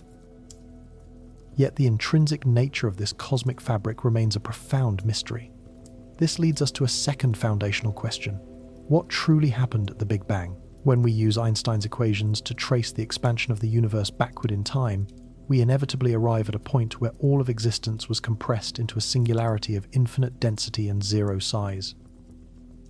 This is the Big Bang singularity, often considered the beginning of time and the simultaneous birth of all space, matter, and energy. However, labeling it a singularity is also an acknowledgement that our theories break down at this extreme. Within the singularity, density, temperature, and the curvature of spacetime all become infinite. Any mathematical operation involving these infinities yields nonsensical results, signaling the limits of our current physics. This means we cannot actually know what occurred at that first instant. Despite this uncertainty at the very beginning, the broader concept of the Big Bang is supported by a wealth of evidence. We can observe that the universe is expanding, with galaxies moving away from us in every direction. When we analyze the light from these distant galaxies, we find that it is redshifted, meaning its wavelengths have been stretched. This stretching occurs because the space between us and those galaxies has been expanding during the light's long journey. The farther a galaxy is, the greater its redshift, which indicates it is receding from us at a higher speed. This direct relationship between distance and velocity was first discovered by Edwin Hubble in 1929 and stands as a cornerstone of modern cosmology. If the universe is expanding now, it must have been smaller in the past. Winding the cosmic clock backward, everything becomes closer, and temperatures and densities rise. This path leads us back some 13.8 billion years to a moment when the universe was unimaginably hot and dense. We call this the Big Bang, but the term can be misleading. It was not an explosion in space, but rather an expansion of space itself. Further evidence for this cosmic origin story exists. In 1964, Arno Penzias and Robert Wilson made an accidental discovery of the cosmic microwave background radiation. While working at Bell Labs in New Jersey with a large horn antenna designed for satellite communications, they were attempting to measure faint radio signals from the Milky Way. Instead, they were troubled by a persistent background noise that they could not eliminate. This faint static was present no matter where they pointed the antenna, day or night. They first suspected interference from New York City, but the signal's intensity was uniform from all directions. They considered heat from the ground or atmosphere, but the signal did not have the correct spectrum for such thermal emissions. They even considered the possibility of bird droppings inside the antenna, and after a thorough cleaning to remove what they diplomatically called white dielectric material, the signal persisted. The answer finally came when they learned that theoretical physicists at nearby Princeton had predicted the existence of exactly such a signal. Their theory stated that if the universe began in a hot, dense state and subsequently expanded and cooled, there should be a lingering afterglow of radiation from that early phase. The expansion of the universe would have stretched this radiation from high-energy gamma rays down to microwave frequencies, and it would appear to be coming uniformly from all directions because the early universe was nearly uniform. Penzias and Wilson had stumbled upon definitive proof of the Big Bang. The cosmic microwave background is the oldest light we can see, emitted when the universe was only about 380,000 years old. Before this time, the cosmos was so hot over 3000 Kelvin, or about 5000 degrees Fahrenheit, that atoms could not form. At such temperatures, electrons have too much energy to be captured by atomic nuclei, so electrons and protons existed separately in a hot, dense plasma. In this plasma state, light could not travel freely. Photons were constantly scattering off the free-roaming electrons, ricocheting from one to another like a ball in a pinball machine. The universe was opaque, similar to being inside a dense cloud or a thick fog. It was impossible to see through, as light was perpetually absorbed and re-emitted by the plasma. But as the universe continued to expand and cool, the temperature eventually dropped below the 3000 Kelvin threshold. At this point, electrons and protons could finally combine to form stable, neutral hydrogen atoms. This transition, known as recombination, happened relatively quickly across the entire cosmos. Suddenly, light was free to travel unimpeded. The universe became transparent. Photons could stream through space without being scattered. Those very photons have been traveling ever since.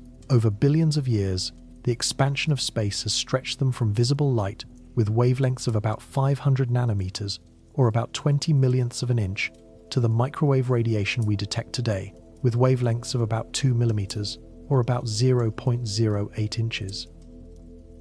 A redshift factor of roughly 1,100 tells a remarkable story. The the universe itself has expanded by that same factor since the time of recombination. This ancient signal is still detectable today, arriving as faint microwave radiation from every direction in the sky. It presents as a pervasive, nearly uniform glow, its temperature a steady 2.725 Kelvin, just a few degrees shy of absolute zero. However, a closer look reveals that this uniformity is not perfect. There are minuscule variations, subtle differences in temperature when looking from one part of the sky to another. Some areas register as slightly warmer, at approximately 2.7255 Kelvin.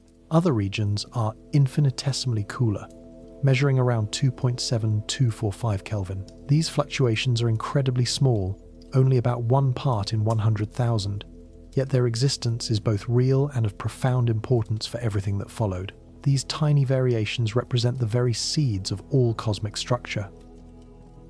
The regions that were slightly warmer corresponded to areas that were slightly denser. These denser patches, in turn, exerted a marginally stronger gravitational force. Over the course of billions of years, the patient work of gravity pulled more and more matter into these slightly over-dense regions. The effect was cumulative. The dense areas grew denser still, while the less dense regions became increasingly empty. In time, these almost imperceptible initial differences grew into the vast tapestry of galaxies, galaxy clusters, and superclusters we observe today. Every single galaxy, every star, and every planet, including our own Earth, ultimately owes its formation to subtle quantum fluctuations in the primordial universe that left their lasting imprint on the cosmic microwave background. We have managed to map these temperature anisotropies with extraordinary precision, using a series of space-based observatories. The COBE satellite provided the first detections in the early 1990 seconds, a groundbreaking discovery. Then, from 2001 to 2010, the WMAP satellite charted the sky in much greater resolution, sharpening our view considerably. The most detailed map yet was produced by the Planck satellite, which operated from 2009 to 2013. Planck measured these temperature variations across the entire celestial sphere with an incredible resolution of about 5 arc-minutes, a scale equivalent to just 1/6 the width of the full moon. From these exquisitely detailed maps, we can deduce some of the most fundamental properties of our universe. We can determine its age, which is currently calculated to be 13.8 billion years. The maps also reveal its composition. About 5% is the ordinary matter of atoms that we are familiar with. Around 27% is dark matter, an unseen substance detectable only through its gravitational effects. The vast majority, about 68%, is composed of dark energy, the mysterious influence causing the universe's expansion to accelerate. The geometry of space itself also becomes clear, appearing to be flat, which means that parallel lines will continue on, always parallel, never converging or diverging. We can also measure the rate of cosmic expansion, the Hubble constant, which describes how rapidly galaxies are receding from one another. All of this profound knowledge is gleaned from analyzing tiny temperature shifts in the most ancient light in the universe. The cosmic microwave background is one of the most crucial pillars of evidence for the Big Bang model. It is a snapshot of the universe when it was extremely young, and its features match the predictions of Big Bang cosmology with incredible fidelity. Based on our theories of how the early universe evolved, we can calculate what the pattern of temperature variations should look like. We can then run complex computer simulations and compare the results to our direct observations. The agreement between theory and observation is extraordinarily good. Modern cosmology can now explain the patterns we see in this ancient light to a precision of better than 1%. But when we try to push our understanding back to the very beginning, to the first moments, we encounter significant problems. The equations of Einstein's general relativity predict an initial singularity. However, singularities are points where a theory breaks down, where its predictions become meaningless. At the Planck time, a mere 10 to the minus 43 seconds after the Big Bang, quantum effects on spacetime itself are expected to become critically important. On timescales smaller than this, general relativity can no longer be trusted. To understand this epoch, we need a quantum theory of gravity, which we do not yet possess. The best we can currently do is to patch this gap in our understanding, with a theory called cosmic inflation. Proposed in the early 1982 by Alan Guth and others, inflation suggests that in the extremely early universe, there was a fleeting period of hyper-accelerated exponential expansion. In an unimaginably small fraction of a second, the universe is thought to have grown by a factor of at least 10 to the 26. A region of space smaller than a proton would have inflated to the size of a grapefruit, or even larger. This concept elegantly solves several long-standing cosmological puzzles. It explains why the universe appears so uniform in all directions. Distant regions, now separated by billions of light years, were once close enough to interact and reach the same temperature. It also explains why space appears to be flat. Any initial curvature would have been stretched out by the immense expansion, much as the surface of a balloon appears flatter the more it is inflated. And it provides a compelling origin for cosmic structure, suggesting that quantum fluctuations during this inflationary period were stretched to macroscopic scales, creating the very density variations we now observe in the cosmic microwave background. The theory of inflation is strongly supported by observations, as the patterns in the CMB match its predictions very closely. But inflation does not solve the singularity problem. It merely pushes it further into the past. Inflation itself requires very specific initial conditions to get started. A particular kind of energy field is needed to drive the expansion, and the universe must begin in a special state for the process to work. Where these precise conditions came from is a question we cannot yet answer, and if one traces the inflationary model back far enough, it still terminates in a singularity where the equations fail. Some physicists have proposed alternatives to this picture. One idea is that the Big Bang was not the absolute beginning. Perhaps the universe experienced a bounce. In this view, it might have been contracting before the Big Bang, reaching a minimum size and then rebounding, transitioning from contraction to expansion. This would require quantum effects to intervene and halt the collapse before it could reach a singularity, resulting in a quantum bounce. The theoretical framework of loop quantum gravity suggests this could be possible, but the mathematics of such an event are not yet fully understood. Another idea is that the universe did not begin from a singularity at all, but instead emerged from nothing through a quantum process. This path leads into deep philosophical territory regarding the meaning of nothing. In quantum mechanics, empty space is not truly empty but is filled with quantum fluctuations, a sea of virtual particles popping in and out of existence. Some models suggest that the entire universe could have arisen from a quantum fluctuation of this vacuum, a spontaneous creation event that is permissible under the laws of quantum mechanics. All of these ideas, however, remain speculative. We do not have a complete theory that describes the origin of the universe. We do not know what happened at the so-called Big Bang singularity, or even if such a singularity existed. The equations of general relativity point toward a beginning, but they also inform us that they cannot be relied upon at that very beginning. It is like having a map that shows you how to travel to a destination, but has a blank spot at the arrival point, labeled with a warning of the unknown. There is also the possibility of eternal inflation. Some versions of inflation theory suggest that once the process starts, it may never completely stop on a global scale. Different regions of space could cease inflating at different times, creating what are known as pocket universes, separate domains, each with its own distinct physical properties. The universe we can observe might represent only a single pocket within a vast, eternally inflating multiverse. This concept is a bold one, carrying with it profound implications. Yet, it remains incredibly difficult to put to the test. If other such pocket universes do exist, they lie forever past our cosmic horizon. This means we can likely never observe them directly. The question of what truly occurred at the Big Bang persists as one of physics' deepest mysteries. We have a clear picture of some aspects. We understand that the universe had a definitive beginning. We know it was once a state of unimaginable heat and density.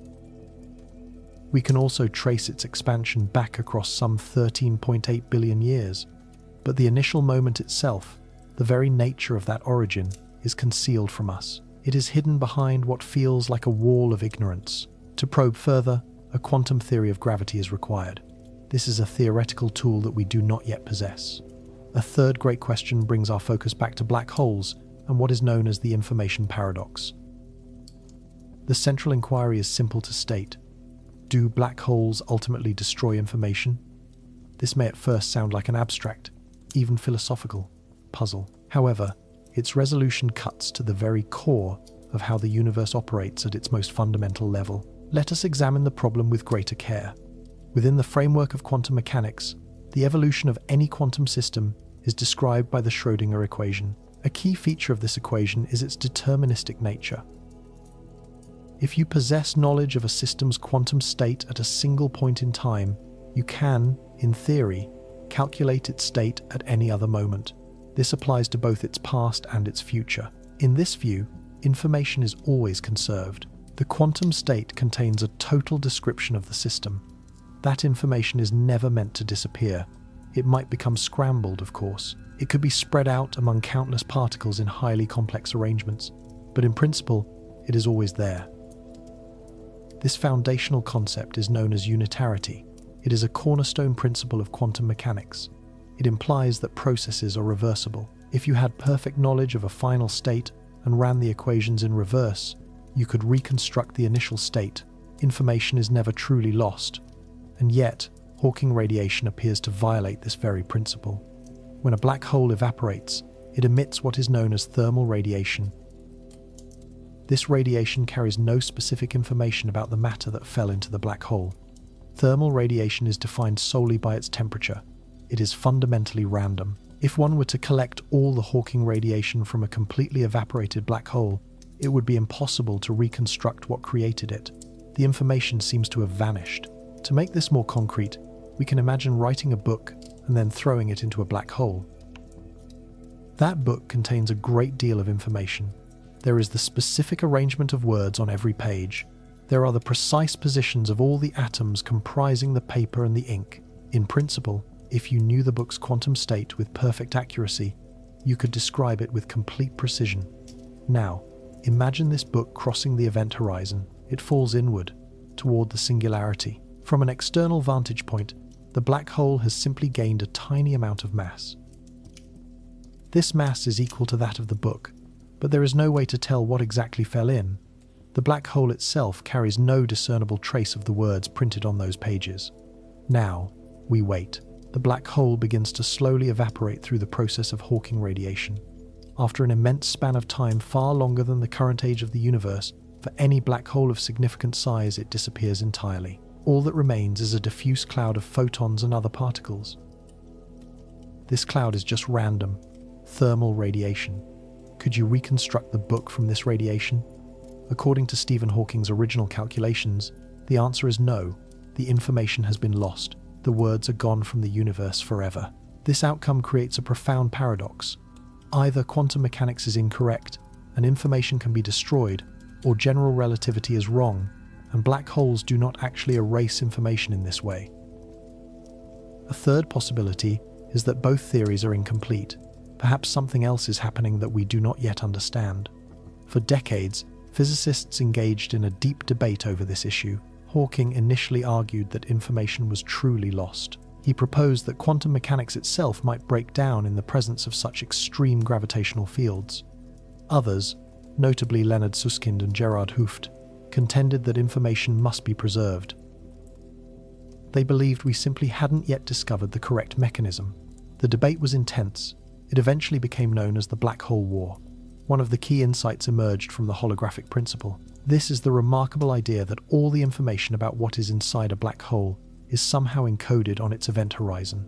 That surface marks the point of no return. What stands out is that the area of this event horizon is proportional to the black hole's entropy. Entropy serves as a measure of how much information it can contain. This suggested that the information isn't lost deep inside the black hole. Instead, it might be stored on the surface in a highly scrambled form. The holographic principle itself was inspired by the work of Jacob Bekenstein and Stephen Hawking on black hole thermodynamics. They demonstrated that black holes possess an entropy proportional to the area of their event horizon, not to their volume. This is a very unusual property. For most ordinary objects, entropy is proportional to volume. A larger box, for instance, can hold more information, but for black holes, it is the two-dimensional surface area that seems to matter. This hints that the information content of any region of space might be determined by its boundary rather than its interior. This fascinating idea was then extended into a more general principle. The holographic principle posits that all the information contained within a volume of space can be encoded on the boundary of that same volume. In this view, the universe itself might be akin to a hologram. The three-dimensional world we perceive could emerge from information encoded on a distant, two-dimensional surface. String theory offers some compelling support for this notion. In certain theoretical models, a mathematical correspondence exists. This correspondence links a theory of gravity in a higher dimensional space to a quantum field theory without gravity on the boundary of that space. This is known as the ADES CFT correspondence. It stands as one of the most significant discoveries in theoretical physics over the last 30 years. What it suggests is that gravity and space-time itself might be emergent phenomena. They could arise from a more fundamental quantum theory, where space and time are not basic ingredients at all. But even with the powerful insights of the holographic principle, the information paradox was not completely resolved. A crucial question persisted. How exactly does the information get out of the black hole? Hawking radiation, by its very nature, is thermal. It is random. How could such a process possibly carry specific, ordered information? In more recent years, significant progress has been made. A key breakthrough came from thinking more carefully about the role of entanglement as a black hole evaporates. When Hawking radiation is produced, the particles that escape become entangled with particles that fall into the black hole. This process creates subtle correlations between the interior and the exterior of the black hole. As the evaporation continues, these correlations evolve in highly complex ways. Then, in 2019 and 2020, a series of influential papers introduced the concepts of quantum extremal surfaces and the idea of islands. The core of this new understanding is that a proper calculation of the entropy from Hawking radiation must look beyond the radiation alone. It suggests we must also factor in the contributions from a specific region inside the black hole, an area referred to as an island, which maintains a correlation with the emitted radiation. As the black hole continues its slow process of evaporation, this internal island steadily expands. In time, it grows to encompass the entirety of the black hole's interior. At that final stage, the radiation has effectively become the carrier for all the information that was originally consumed. The principle of information conservation is therefore upheld. Ultimately, this entire framework provides a resolution to the long-standing problem of the page curve. Don Page, in the 1990 seconds, had calculated that if information is indeed conserved, the entropy of Hawking radiation should follow a specific trajectory. It would first increase as the black hole evaporates, but it would then have to decrease, returning to zero just as the last remnants of the black hole vanish. The logic is that in the early phases of evaporation, the emitted radiation carries entropy away from the black hole. However, during the later stages, as a greater amount of information manages to escape, the overall entropy is expected to fall. This happens because the radiation becomes increasingly correlated with the matter and energy that originally fell in. For decades, physicists were unable to derive this specific page curve from the established physics of black holes. Yet, the recent breakthroughs involving islands demonstrate that the curve emerges as a natural consequence of a more careful calculation. The entropy of the radiation precisely follows the path that Page had predicted. Information, it seems, is preserved. So, does this finally mean the information paradox has been solved? The consensus among most physicists is that we are remarkably close, though some crucial details still need to be fully resolved. The island calculation has been shown to work within simplified models, but it has not yet been rigorously proven for the kind of realistic black holes that exist in our own four-dimensional universe. There are also more profound questions to consider regarding what it truly means for information to be encoded within Hawking radiation in such an extraordinarily complex manner. One has to ask whether this information could ever be practically extracted. Or is it possible that the information is scrambled so completely that it is, for all intents and purposes, lost, even if it technically still exists? Despite these remaining questions, the progress is undeniable. The black hole information paradox, which once appeared to be an intractable conflict between quantum mechanics and general relativity, is now beginning to yield to innovative ideas and new mathematical approaches. And what stands out is that these new ideas are pointing towards something truly profound. They suggest that space-time and gravity are not fundamental properties of our universe. Instead, they are emergent phenomena arising from the intricate connections of quantum entanglement. The very fabric of space-time, in this view, is woven from these quantum correlations. When we can fully grasp that deep connection, we will have finally arrived at a quantum theory of gravity. Why, then, does any of this truly matter? Why should one be concerned with whether space-time is composed of loops, or strings, or entanglement? What is the relevance of what occurred at the Big Bang, or whether black holes annihilate information? These can certainly feel like abstract inquiries, far removed from the concerns of our daily lives. But finding the solutions to these mysteries has the potential to change everything we know. First, a fundamental understanding of space-time would complete the picture of reality that physics has been meticulously constructing for centuries.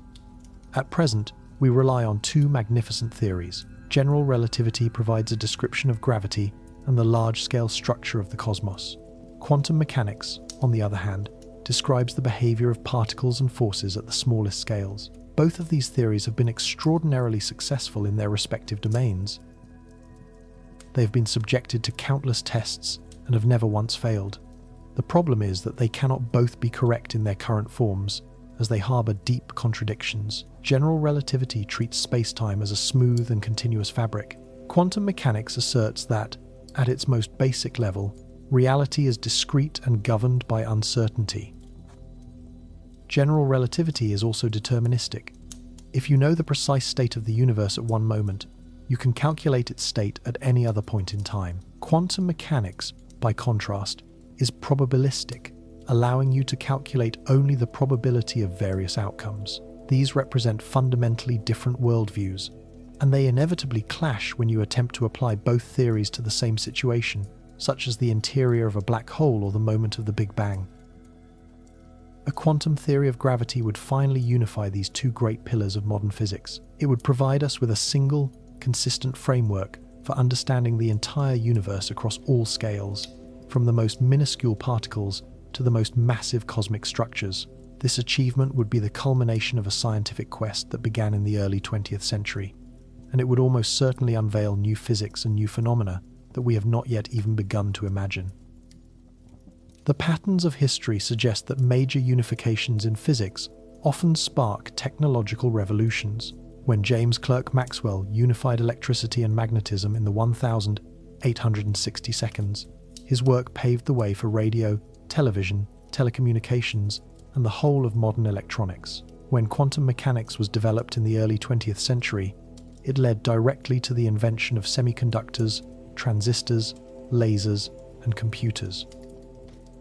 In fact, every single piece of modern technology relies in some way on the principles of quantum mechanics. When Einstein developed relativity, it too seemed abstract and impractical. Yet today, GPS satellites depend on its relativistic corrections for their accuracy. Nuclear energy is a direct consequence of Einstein's famous equation, E equals mc squared, which revealed the equivalence of mass and energy. A future quantum theory of gravity could similarly lead to technologies we are currently incapable of even conceiving. If space-time is indeed quantized, perhaps it could be manipulated. Maybe we could learn to create artificial gravity or even control the very flow of time. If wormholes can exist and be stabilized, perhaps they could be harnessed for interstellar travel or instantaneous communication. If the multiverse is real and we could somehow access other universes, the possibilities would be truly limitless. Now, it is important to state that these are all wild speculations. We have no firm idea if any of this is actually possible. Most physicists believe it is probably not. The energy scales, thought to be involved in manipulating space-time at the quantum level, are so astronomically high that we might never be able to harness them in any practical way. But the essential point is that we simply do not know, and history has repeatedly shown that a deeper understanding of fundamental physics often leads to applications that no one could have predicted. Perhaps more importantly, a true understanding of space-time would help us answer some of the most profound questions human beings have ever asked. Where did our universe come from? What happened before the Big Bang? How will the universe end? What really happens inside a black hole? Why does time appear to flow in only one direction? Why do we experience 3 dimensions of space and only one of time? Why do the laws of physics have the particular form that they do? These are the questions that have fascinated humanity for thousands of years. Every culture has its own origin myths, its own stories about how the world began. Every religion has grappled with the fundamental nature of time and existence. Philosophers have long debated whether time is real or merely an illusion, and whether the universe had a beginning or has existed for eternity. For most of human history, these questions belong to the realm of philosophy and religion. Science was not equipped to address them, but now we are closer than ever before. We possess sophisticated mathematical frameworks. We are gathering vast amounts of observational data. We have theoretical tools that might finally allow us to answer these questions with some measure of certainty. A complete quantum theory of gravity could potentially tell us exactly what happened at the Big Bang. A complete theory of gravity could offer a description of what lies inside a black hole. It might also clarify why time itself exists and why it seems to move in only one direction. These are not merely scientific puzzles, they are existential inquiries into the very fabric of reality. There is a deeply philosophical weight to the possibility that space-time is not a fundamental aspect of the universe. We perceive space and time as the universal stage upon which all events unfold. Objects have a location in space, and events take place within time. These 2 dimensions feel like the most basic components of our world. The suggestion that they might be emergent, arising from something more primary, directly confronts our most ingrained intuitions about existence. This is not unlike our current understanding of solid matter, which we now know is composed mostly of empty space. When you place your hand on a table, it feels undeniably solid, yet the atoms constituting that table are vast voids containing minuscule nuclei and electrons. The table's solidity is an emergent property, a result of the electromagnetic forces acting between its atoms. Fundamentally, the table is not solid. Its solidity is a convincing illusion that manifests at our macroscopic scale. If space-time is similarly emergent, then concepts like distance and duration could also be illusions of a similar kind. At the deepest, most fundamental level, there might be no space and no time at all. What might exist instead is pure quantum information. The relationships and correlations between quantum bits could give rise to the patterns from which we derive our notions of space and time. This would represent a profound paradigm shift in our comprehension of reality. Such a revelation would also introduce fascinating questions regarding time travel. If space-time is a malleable fabric that can be bent and warped, is it possible to distort it so extremely that it loops back onto itself, creating a pathway into the past? Einstein's equations, interestingly, do permit solutions that feature what are known as closed time-like curves, paths through space-time that return to their temporal starting point. These mathematical solutions describe phenomena such as rotating black holes or certain types of wormhole configurations. However, the presence of closed time-like curves leads to intractable paradoxes.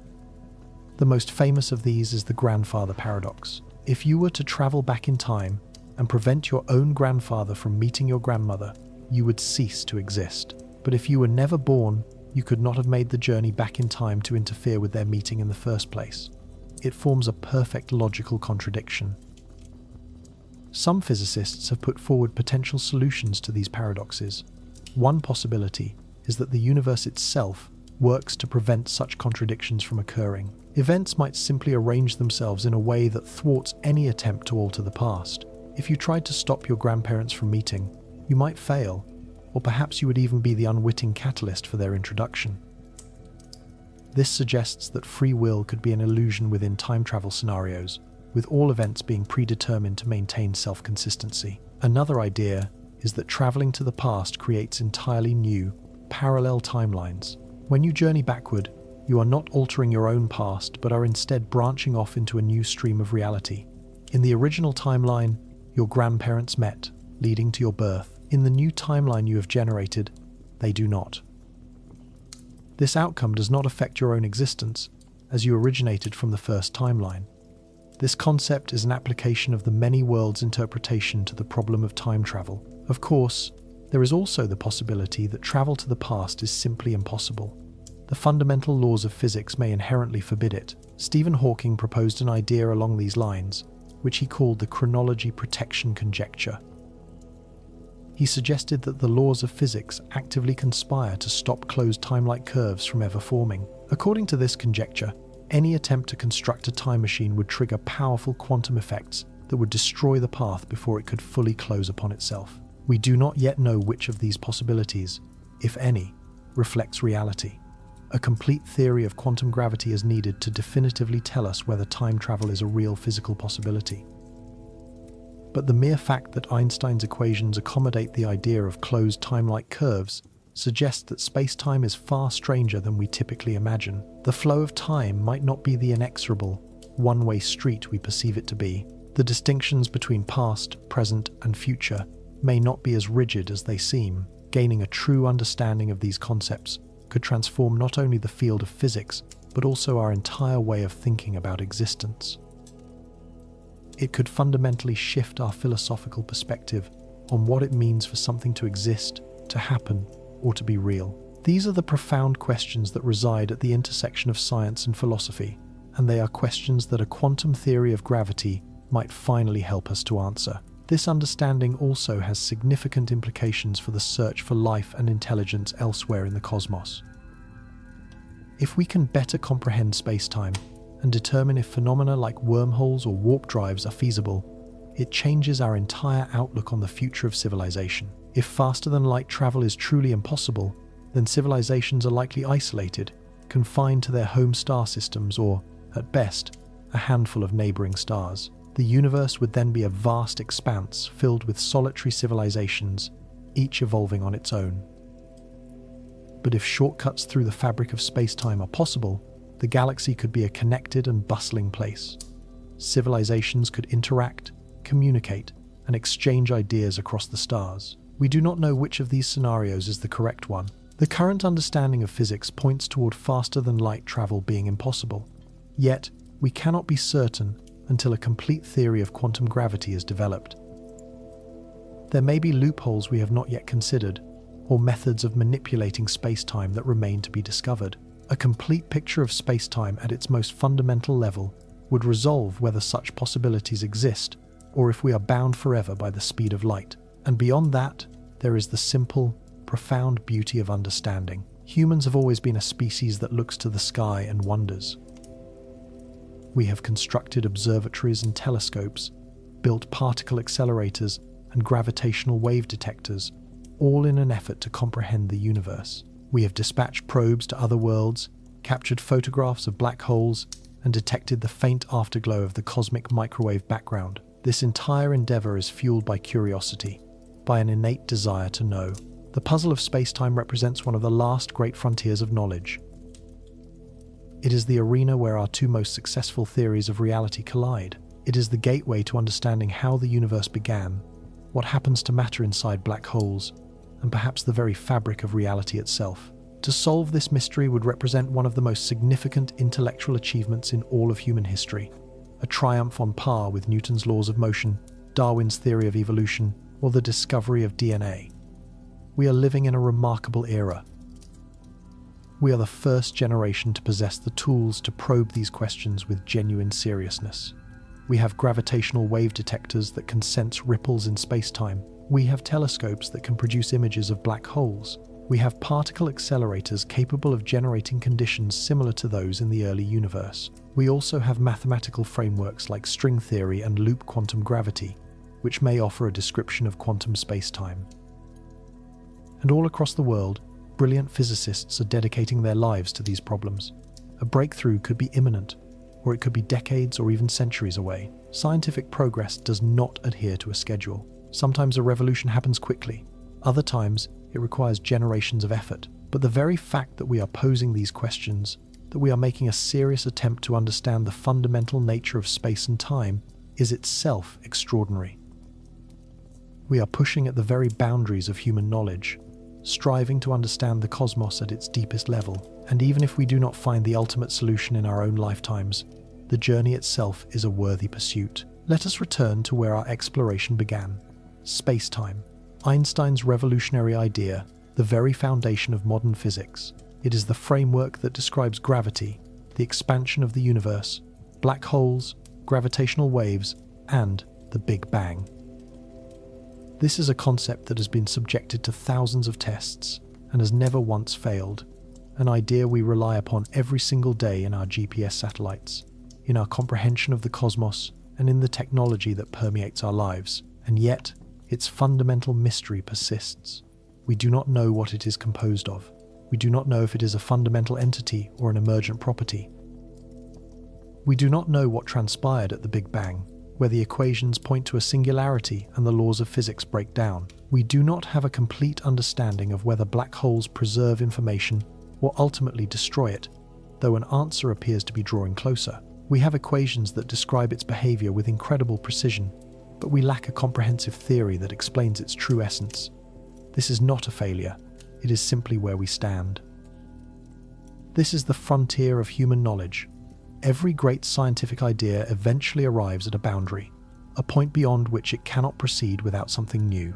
Newton's laws met that boundary when scientists began to measure the speed of light and observe the orbit of Mercury. Quantum mechanics and relativity reached their own boundary when scientists began to contemplate black holes and the Big Bang, and now we find ourselves at that boundary once more. We are at the place where the smooth, continuous space-time of Einstein's theory intersects with the quantum world of particles and uncertainty. Somewhere beyond that boundary lies the answer, a quantum theory of gravity, a description of what space-time is at the Planck scale, an understanding of what occurred at the dawn of the universe, and the resolution to the information paradox.